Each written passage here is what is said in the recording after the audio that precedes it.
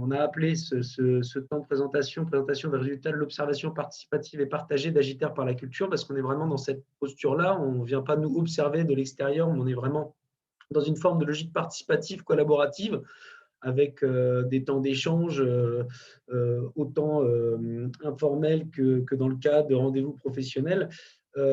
Il faut savoir que voilà, le traitement de ce sujet de jeunesse, culture et ruralité s'est fait donc sur le long terme à travers de nombreuses actions. L'enquête n'en est qu'une partie.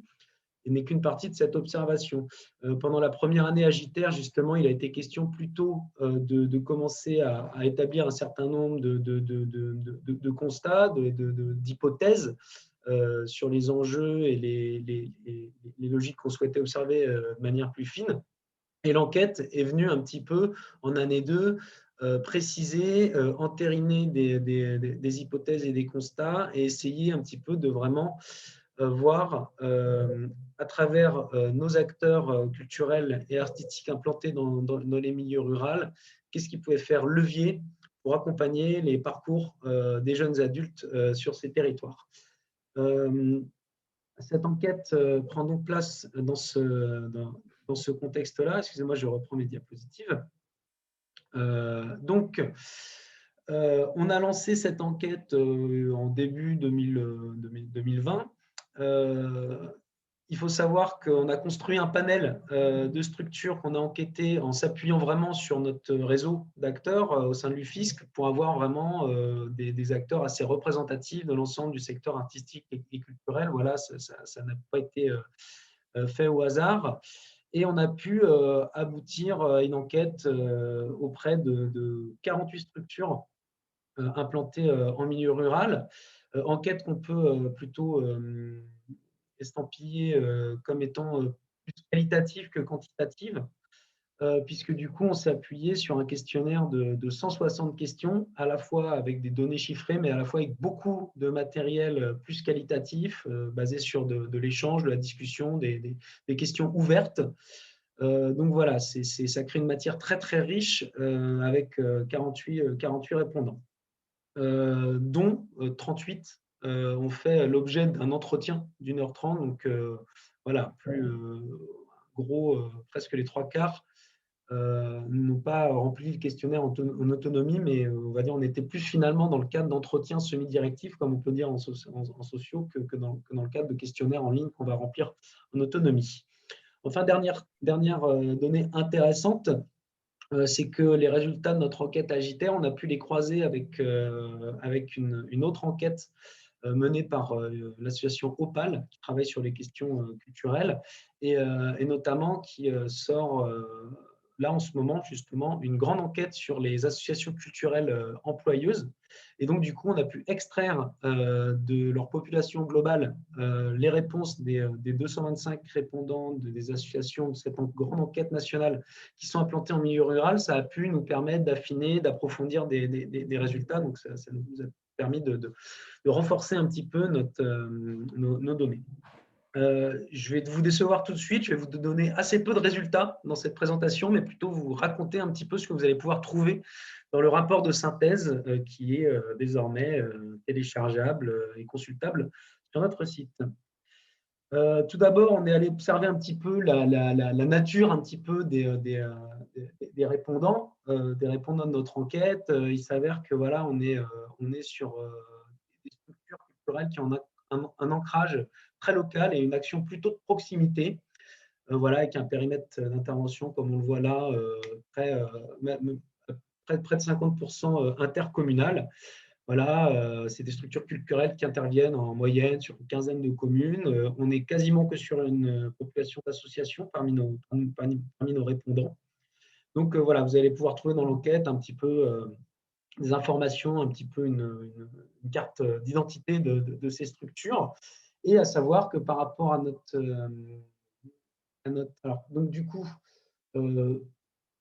ce sont des structures qui déclarent que leurs activités touchent majoritairement ou exclusivement le milieu rural aux 3/4, donc c'est vraiment leur territoire d'intervention. Et elles se caractérisent également par une vraie forme d'hybridation de leurs activités. Voilà, très souvent, elles ne se cantonnent pas sur un seul domaine d'activité, mais sur plusieurs. également, elles développent des fonctions assez hybrides également. Elles peuvent autant faire de l'éducation artistique et de la médiation culturelle que de la diffusion, que de la production, que de la création. Souvent, plusieurs fonctions assurées par la même structure. Et enfin, on a pu rencontrer et travailler avec des types de structures très, très, très variées, de la fabrique artistique au collectif d'artistes, en passant par le lieu de diffusion. Donc, des structures de nature très, très diverses.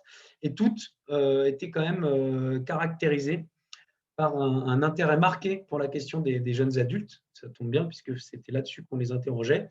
Et donc, du coup, voilà, avec quasiment un tiers qui déclare qu'elle mène des réflexions vraiment directement envers cette population, mais tout en observant que ce n'est pas forcément clairement, systématiquement, très marqué concrètement dans leur projet. C'est plutôt quelque chose qui traverse et sans être formalisé leur projet.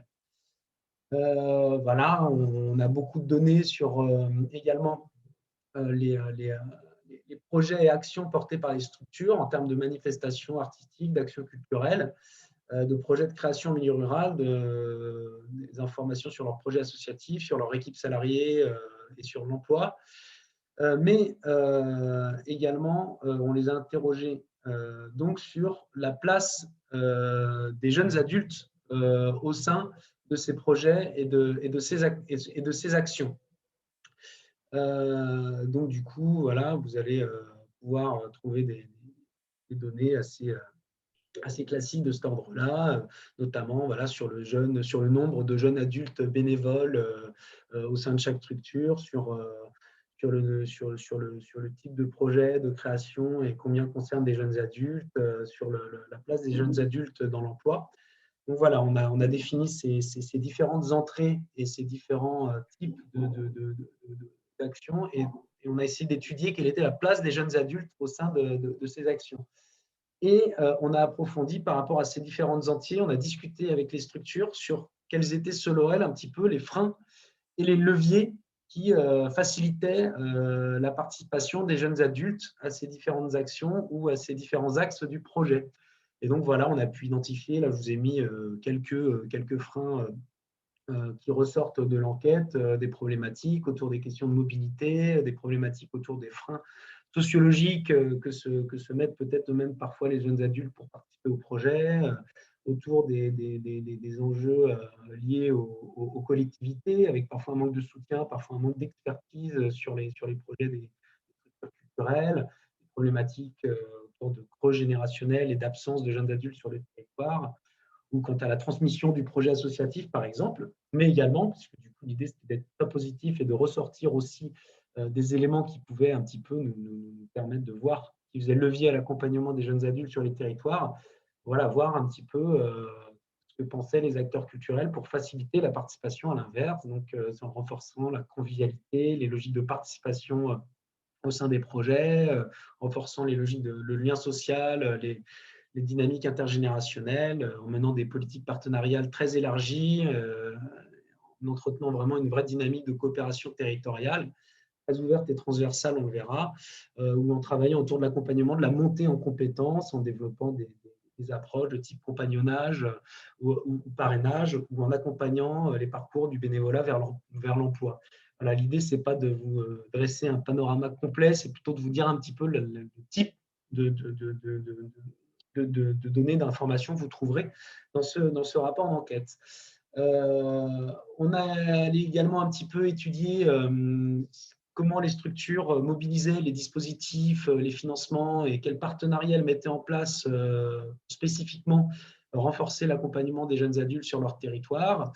Voilà, on a regardé un petit peu ce qui était du domaine de la formation des dirigeants et des responsables des structures sur cet accompagnement, le type de partenariat avec des organismes liés aux jeunes adultes qu'elles pouvaient mettre en place, comme les agences de services civiques, les missions locales, la CAF à travers les espaces de vie sociale, les types de coopération qu'elles pouvaient mettre en place en milieu rural avec d'autres acteurs associatifs et de l'éducation et de l'économie sociale et solidaire. Et enfin, les types de financement public ou parapublic spécifiques qu'elles pouvaient mobiliser pour mieux accompagner les jeunes adultes. Donc voilà, tout ça nous donne nous dresse un peu un panorama un panorama de ce qui peut se passer sur les territoires au niveau rural et nous a fait comprendre qu'il s'agissait d'un écosystème extrêmement complexe et très variable d'un territoire à l'autre, mais néanmoins qu'il y avait énormément de solutions qui pouvaient exister pour renforcer l'accompagnement des projets et des initiatives des jeunes adultes à travers l'art et la culture et les acteurs et structures qui le développent. Enfin, on est allé un petit peu interroger ces acteurs culturels sur les réflexions qu'ils pouvaient mener autour de l'implication citoyenne des jeunes adultes. Voilà, comment est-ce qu'ils facilitaient un petit peu l'application sur leur territoire, que ce soit citoyen et peut-être même parfois dans la démocratie, dans la politique des territoires. Et on les a interrogés un peu sur leur approche des droits culturels, puisque c'est une notion et un concept qui intéresse très fortement l'UFISC et sur lequel on travaille énormément, avec beaucoup de réflexions, de publications. Et du coup, ça nous intéressait de voir un petit peu quelle approche avaient les structures culturelles de cette question des droits culturels et comment est-ce que ça résonnait avec elles sur l'accueil de tous les publics, l'accompagnement de tous les publics et donc évidemment en particulier des jeunes adultes. Enfin, au sein de cette enquête, on est allé évidemment interroger les structures par rapport au contexte très particulier dans lequel elle a été menée, puisque du coup, on était en plein début finalement de la crise sanitaire de la Covid-19 et évidemment, on ne pouvait pas passer outre ce contexte un peu particulier et on est allé interroger les structures sur voilà, en quoi est-ce que la crise sanitaire avait un impact notamment sur les actions menées en direction des jeunes adultes. Et il ressort des choses intéressantes, et notamment sur les changements de posture, les interrogations qu'une telle crise peut poser, et sur comment est-ce que finalement on pense un après un peu autrement quand on traverse ce genre d'événement, avec notamment une grande résonance avec cette population des jeunes adultes qui est finalement particulièrement touchée et précarisée par le contexte, et du coup, qui finalement le contexte renforce l'intention et l'envie des structures pour aller vers un accompagnement renforcé de ce type cette frange de la population. J'avais envie de terminer sur un petit peu des notes intéressantes, optimistes, sur un petit peu les postures clés qui peuvent ressortir de ces travaux et de cette enquête qui permettent aux acteurs de mieux accompagner les jeunes adultes. C'est la manière dont on pense l'accompagnement. Voilà, on se rend compte que les acteurs sont beaucoup à penser l'accompagnement comme une relation de coopération, de compagnonnage, vraiment d'égal à égal, qui s'appuie sur les ressources des personnes, sur leurs capacités. Et donc, du coup, voilà, on est vraiment dans une réflexion, dans un processus très dynamique qui nécessite d'apporter des réponses collectives. Donc voilà, un petit peu une déconstruction de ce qu'on peut mettre derrière le terme d'accompagnement. L'importance que mettent les acteurs culturels dans les principes, franchement, le terme de convivialité est revenu extrêmement souvent. Mais voilà, l'importance que mettent les structures dans ces principes de convivialité, de création de liens interpersonnels et intergénérationnels, et aussi l'importance d'inclure une logique, une dimension participative dans les actions portées et qui renforce vraiment l'autonomie, les capacités des personnes. Comment est-ce qu'on s'appuie sur les compétences propres des jeunes adultes pour finalement faire évoluer les projets. L'importance également de s'appuyer sur des dynamiques de coopération élargies, interdisciplinaires, voire décloisonnées, y compris en direction d'autres secteurs comme l'environnement, le social, l'insertion, l'agriculture, la santé. Voilà, on se rend compte, peut-être et sans doute en particulier sur les territoires ruraux, qu'on a une approche vraiment décloisonnée de la coopération, qu'on n'est pas dans des logiques de silos où il y a d'un côté la culture, d'un côté le social, d'un côté l'environnement, mais vraiment qu'on pense et qu'on réfléchit dans une logique d'ensemble.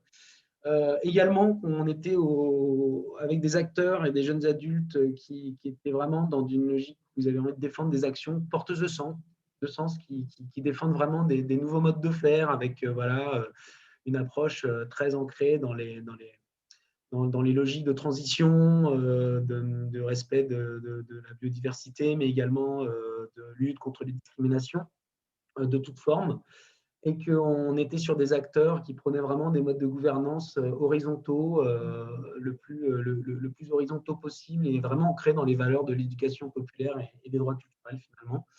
On a remarqué un petit peu deux modes d'action très complémentaires qui permettaient vraiment de mener à bien ces actions, à savoir des logiques d'itinérance de proximité ou comment est-ce que les acteurs culturels viennent irriguer et infuser leurs pratiques sur les territoires au plus près des habitants, mais également l'importance de l'existence de lieux en commun qui sont des lieux d'accueil, de rencontres. On parle beaucoup de tiers-lieux, on ne va pas se limiter à ce terme, on peut parler également de lieux intermédiaires, indépendants, de lieux de toute nature. Ils sont très protéiformes, ces lieux-là, mais jouent un rôle prépondérant dans l'animation, dans l'accompagnement des parcours et des trajectoires, notamment des jeunes. Et enfin, voilà, il est important pour nous, en conclusion, de penser les territoires ruraux comme vraiment contributifs, porteurs de sens et de sensibles, voire de résistance, en particulier à l'aune de la crise actuelle, et non pas voilà, comme des territoires vieillissants ou de vides ou de zones blanches, pas du tout. On est vraiment sur des territoires très dynamiques et contributifs, c'est clair. Et pour conclure, je dirais que ressort quelque chose de très important et qui a nourri la suite de nos travaux, de s'orienter d'une véritable co-construction des politiques publiques pour mener à bien toutes ces actions et pour vraiment encourager des processus de projets culturels de territoire. C'est une notion forte qui ressort sur comment est-ce qu'on coopère sur les territoires en incluant vraiment l'ensemble des parties prenantes, y compris les jeunes adultes et leurs initiatives et les dynamiques nouvelles qu'ils portent, et comment est-ce qu'on s'appuie pour cela sur une co-construction, notamment des politiques publiques. Voilà, en quelques mots, je ne sais pas si j'ai respecté mon timing, mais c'est un petit peu un panorama de ce que vous pourrez trouver et puis un petit teasing sur un petit peu les constats et les valeurs clés qui ressortent de ces travaux et que Réjeanne va compléter à travers son intervention en illustrant finalement très concrètement ses propos assez généraux et généreux, pourquoi pas, en nous racontant, elle, de manière plus directe, les structures qu'elle a pu rencontrer et les projets qu'elle porte. Et je quitte mon partage d'écran.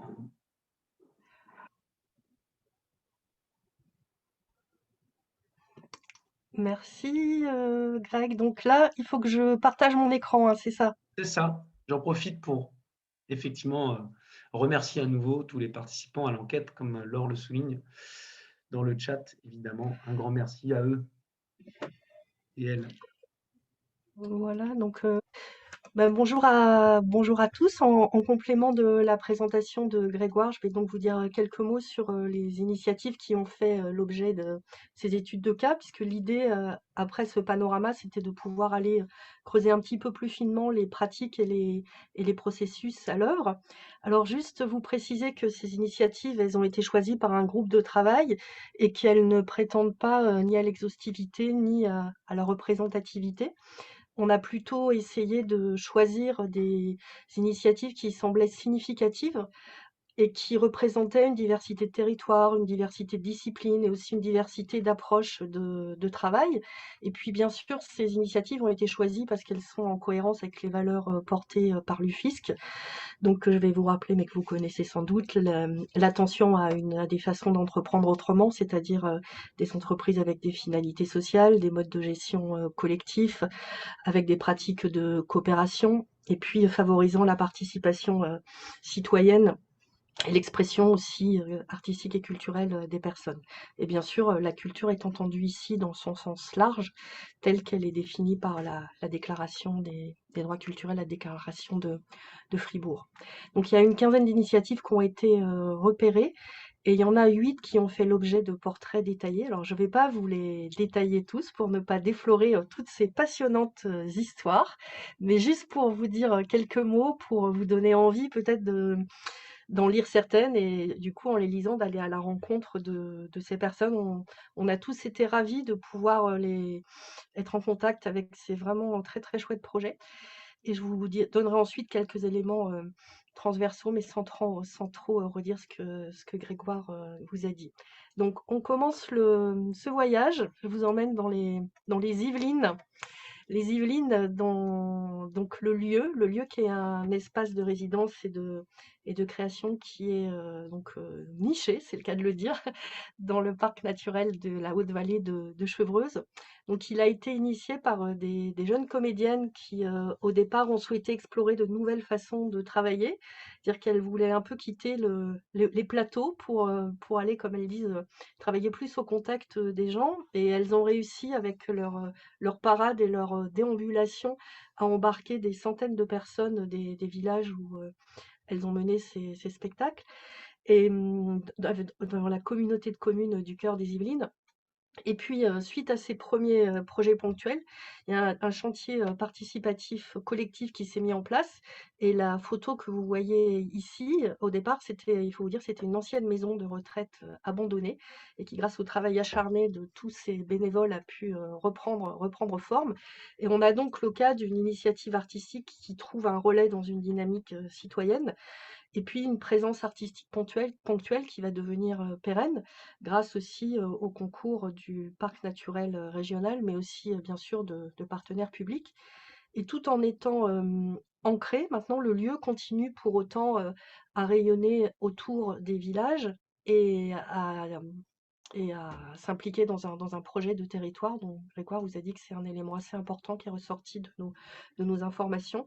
Et les jeunes ont vraiment une place dans ce lieu, aussi bien parce qu'ils sont accueillis en service civique avec une attention portée aux jeunes non diplômés, mais aussi parce qu'il y a des accompagnements à l'émergence de la parole avec les résidences médias, par exemple, et ils sont aussi partie prenante de commissions résidences de programmation.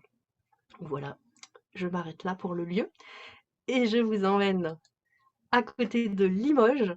Donc Limoges, c'est Graines de rue, une association qui a été créée par une passionnée de théâtre et qui souhaitait changer l'image un peu élitiste de cette discipline en proposant à des apprentis comédiens de participer à des ateliers. Puis rapidement, elle a souhaité aller plus loin et valoriser ces apprentis comédiens et comédiennes dans le cadre d'un festival qui assez logiquement s'est baptisé Graines de rue. Alors ces groupes d'amateurs font partie intégrante de la programmation à pied d'égalité avec des compagnies professionnelles. Et puis si ces jeunes sont valorisés sur scène, ils sont également engagés en coulisses puisque la plupart contribuent, donnent des coups de main très concrets pour que ce festival ait lieu.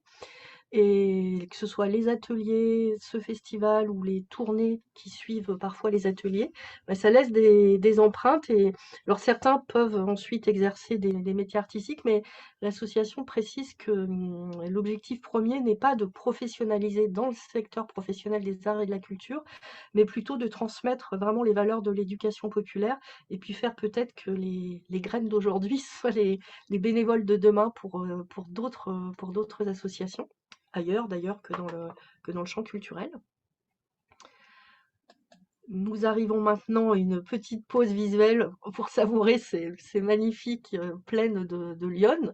Nous sommes au château de Montelon, donc sur une petite colline face au village de Montréal, et donc c'est un château qui a été acheté il y a une trentaine d'années par des producteurs de cirque et qui se définit comme un atelier de fabrique international avec vraiment le souci de prendre soin de tous ces moments. Alors les fondateurs parlaient un peu de tous ces moments fragiles qui précèdent les processus de création et vraiment réussir à créer un espace propice, tranquille, pour que les projets puissent mûrir en toute tranquillité. Donc c'est une forme un peu de soutien et d'accompagnement inconditionnel où le processus prime sur le résultat, il n'y a pas d'exigence de contrepartie. Et on a eu plusieurs témoignages qui montrent que cette forme d'accueil très particulière a vraiment permis à des créateurs et des créatrices de grandir artistiquement.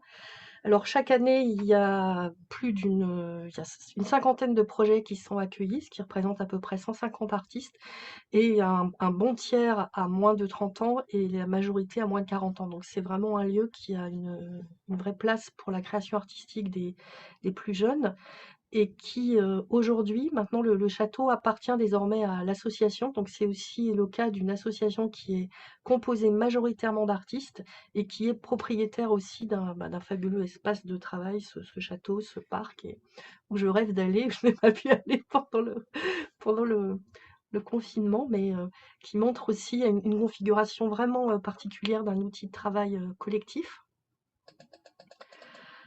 Nous avons aussi la gare. Donc la gare, c'est à côté d'Avignon.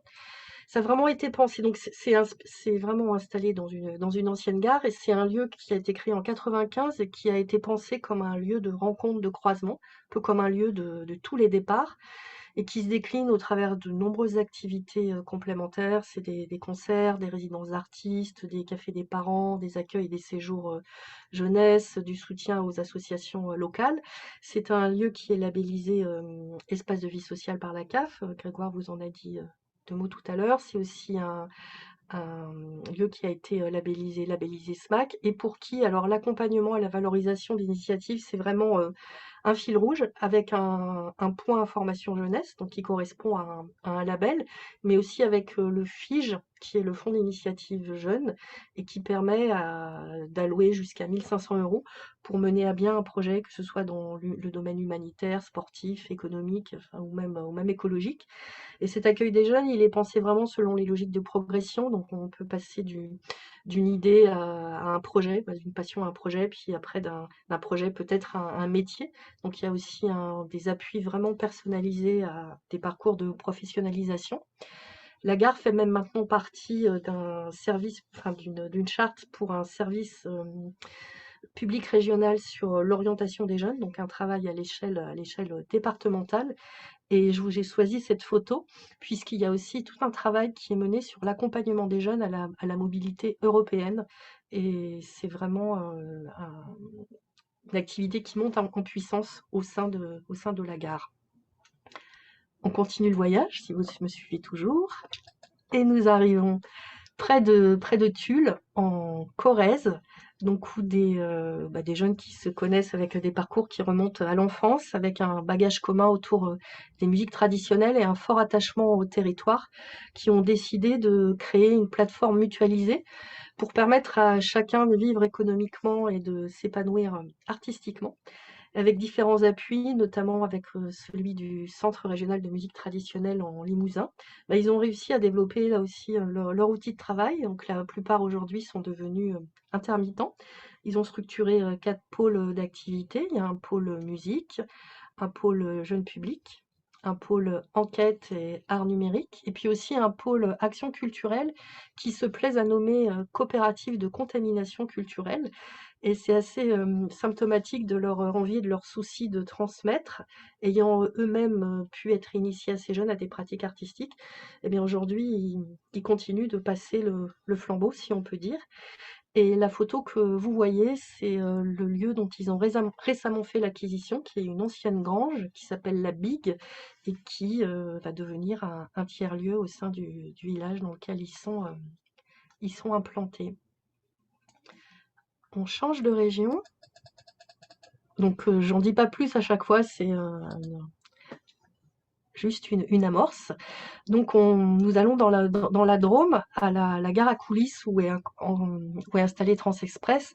Transexpress qui est une compagnie emblématique qui s'est imposée à l'échelle internationale avec ses créations spectaculaires, notamment dans les arts célestes, avec ses prouesses inédites et puis tous ces fabuleux décors. Et la compagnie se plaît aussi à rappeler que s'ils exportent leur imaginaire aux quatre coins du monde, leurs créations sont bien fabriquées au pays. Et en l'occurrence, c'est au cœur de la Drôme, donc dans ces bâtiments que vous voyez, avec à la fois des ateliers de création, mais aussi de fabrication. Il y a un atelier métal qui est assez unique en France. Et une quarantaine de compagnies sont accueillies chaque année. Donc là encore, il y a ce souci de partage d'espace de travail. Et la transmission aux plus jeunes reste une valeur forte. Donc il y a de nombreux jeunes qui ont fait leurs armes avec Transexpress et à la gare à coulisses, que ce soit en tant qu'artiste, que ce soit en tant que personnes qui ensuite ont pu travailler en tant que chargé de diffusion ou chargé d'administration dans le secteur culturel. Alors de par le site qui réunit jusqu'à 35 métiers différents, ça va du costumier excusez-moi, à tout ce qui serve à fabriquer tous ces décors. Bien, c'est un lieu de rencontre assez hors norme qui fait qu'il y a aussi des partenariats avec la mission locale pour pouvoir réussir à faire des passerelles avec les jeunes qui sont en formation ou en recherche d'idées. Et la gare à coulisses est aussi, enfin et Transexpress sont aussi à l'initiative d'un réseau d'accompagnement pour les compagnies de la région avec d'autres acteurs culturels. Donc ça rejoint cette dimension de coopération territoriale. Et ce qui fait que même si des initiatives sont présentées en leur site, elles ont effectivement des ramifications autour pour prendre place sur un territoire élargi. Et nous arrivons maintenant au Vélo-Théâtre. Donc le Vélo-Théâtre, c'est une compagnie qui a été créée il y a 40 ans, qui a été pionnière dans le théâtre d'objets et dont aujourd'hui l'identité et la renommée à l'international est largement acquise. Cette compagnie s'est installée en 1992 dans une ancienne usine à fruits à confit que vous voyez là sur l'écran. Et là encore, c'était un lieu de travail pour la compagnie et puis qui rapidement ce partage s'est imposé comme une évidence. Donc d'autres compagnies y ont été accueillies. Et le Vélo-Théâtre fait partie des lieux qui ont été reconnus comme le lieu compagnie missionné pour le compagnonnage d'artistes par le ministère de la Culture. Donc c'est à nouveau ce joli terme qui est le fait de pouvoir accompagner des artistes, donc le mélange entre accompagner et devenir compagnon. Et donc pendant 3 ans, parfois ça dure même plus longtemps, les jeunes artistes qui sont accueillis peuvent bénéficier non seulement d'un espace, mais aussi de conseils, de rencontres, pour pouvoir mûrir leurs différents projets.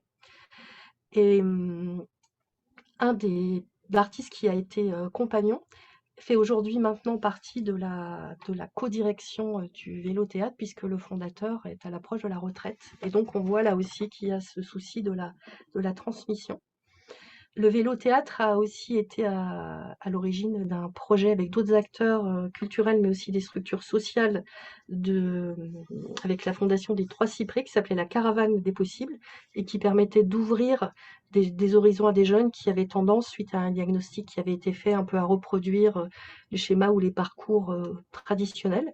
Et donc là, l'idée, c'était de pouvoir leur ouvrir des portes et partir plutôt de leurs envies et non pas leur proposer un programme auquel ils auraient dû s'inscrire. Donc c'est intéressant de voir comment le Vélo-Théâtre a pu être identifié, non seulement comme un lieu de diffusion culturelle, mais comme un lieu ressource parmi d'autres lieux qui peuvent apporter du soutien à des jeunes.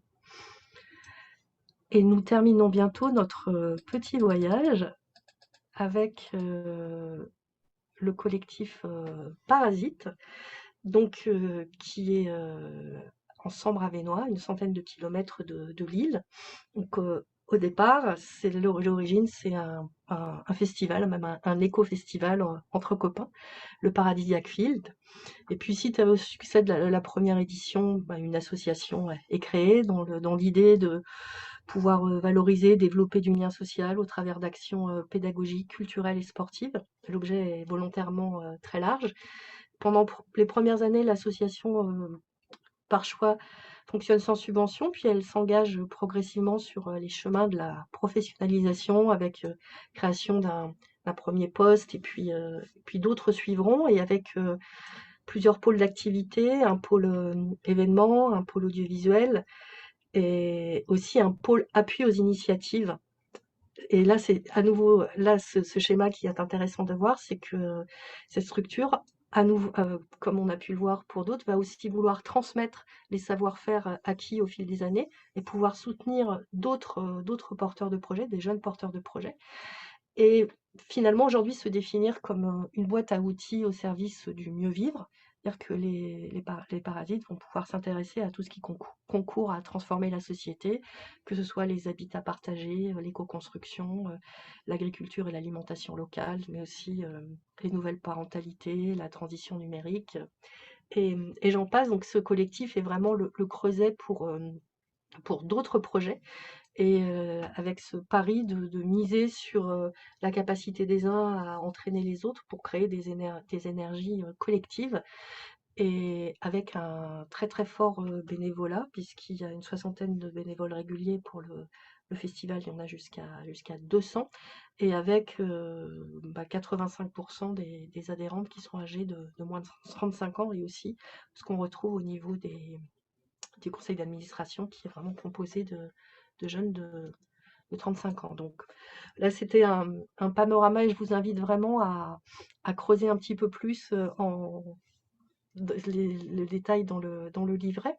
Donc, ce qu'on peut voir un peu sur le levier des parcours des professionnels des jeunes artistes, bah, c'est bien sûr ces lieux en commun aussi qu'a évoqué Grégoire, c'est-à-dire des lieux qui sont habités, pratiqués par des artistes et donc qui vont pouvoir accueillir d'autres artistes qui sont vraiment adaptés à toutes les formes, alors que ce soit des activités spécifiques comme le cirque, que ce soit avec des espaces intérieurs, des espaces extérieurs, et avec cette idée que c'est plutôt aux espaces de s'adapter au projet artistique et non l'inverse. Et puis bien sûr avec tous ces lieux qui sont insérés dans des réseaux et qui permettent d'aller plus loin pour que ce qui est créé puisse être diffusé et partagé.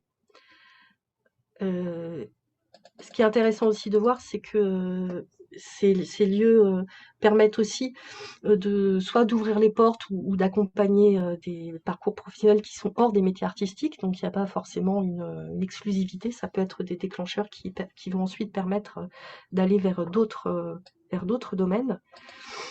Pour les leviers des parcours culturels, c'est vraiment l'idée aussi de permettre à chacun bien sûr, d'apprendre, d'acquérir des références, de rencontrer des hommes, mais aussi de créer sa propre culture et donc d'être bien dans cette dimension des droits culturels où chacun peut explorer ses propres parcours et prendre part ainsi à la vie culturelle, non pas une fois encore en s'inscrivant à des activités préétablies, mais en créant ses propres univers, ses propres mondes, et pouvoir aussi être en position de décider, et pas uniquement participant à des projets élaborés par d'autres. Alors les parcours, dans les parcours d'engagement, on a quand même vu que les festivals, ou en tout cas les événements festifs, sont très souvent les moteurs des premiers engagements bénévoles. C'est souvent là que ces événements suscitent une adhésion assez spontanée et qui parfois conduit vers des engagements un peu plus durables, mais pas forcément, et c'est pas toujours un objectif. Et justement, il y a aussi cette approche non normée de l'engagement, où il peut y avoir des façons de participer qui sont pas uniquement prendre son ticket dans le CA ou être dans des instances officielles de la gouvernance, mais des formes aussi souples qui permettent de s'impliquer un peu à la carte ou sur mesure. Et là aussi, c'est des initiatives. Donc là, c'était une photo que j'ai reprise des Parasites, puisque à un moment, pour aussi financer les premières éditions du festival, il s'était lancé dans la fabrication de jus de pomme, activité qui perdure encore d'ailleurs, mais pour montrer que la variété aussi des initiatives peut être très, très multiple.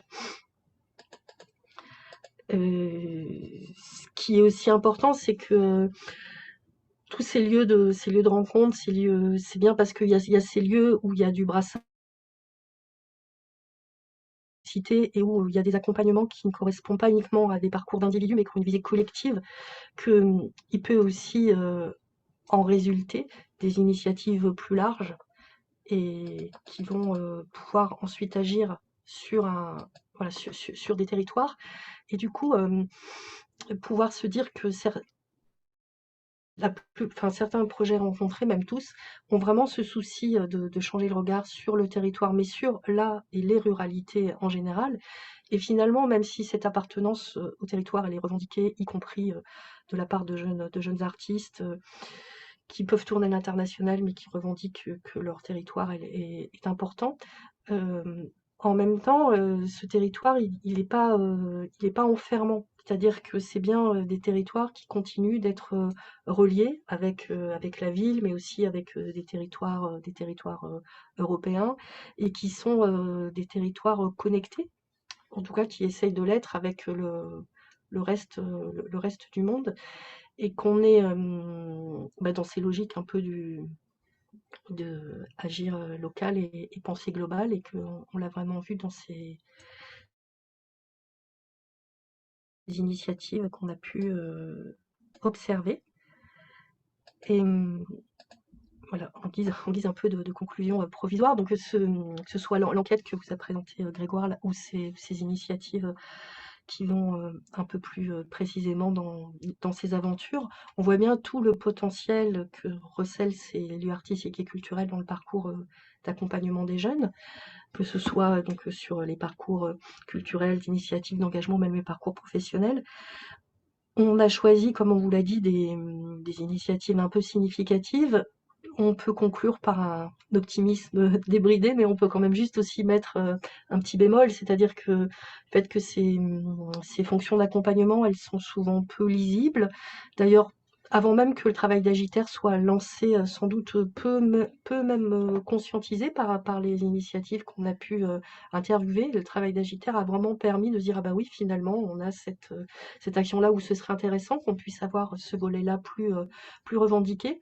Il y a quand même des difficultés un peu récurrentes qui sont que ces projets collectifs, ils confrontent aussi à des gouvernances qui sont souvent complexes, donc il faut souvent du temps, il faut s'y reprendre à plusieurs fois. Ça peut paraître de l'extérieur peut-être parfois instable parce que c'est des projets qui demandent vraiment du temps à se construire.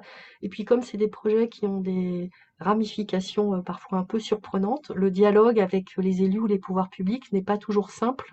Et c'est d'ailleurs dans ce but, pour soutenir ce type d'initiative, que l'UFISC travaille sur un plaidoyer dont vous avez peut-être entendu parler, sur un plaidoyer pour essayer d'avoir des meilleurs arguments pour dialoguer aussi avec les politiques publiques. Donc ce travail, il s'inscrit vraiment comme une étape et comme un chemin pour continuer ensuite à faire entendre la voix de ces projets et pouvoir à continuer à non pas ce qu'ils essaiment en tant que tel, puisque ça supposerait qu'il y ait un modèle et qu'on le reproduise, mais c'est plutôt pour promouvoir une diversité de ces projets qui sont vraiment construits sur mesure sur chaque territoire. Voilà en deux mots. Voilà, j'arrêterai, je m'arrête là. Eh bien, merci beaucoup Réjeanne et merci encore Grégoire. Du coup, merci encore à tous d'avoir suivi ce webinaire.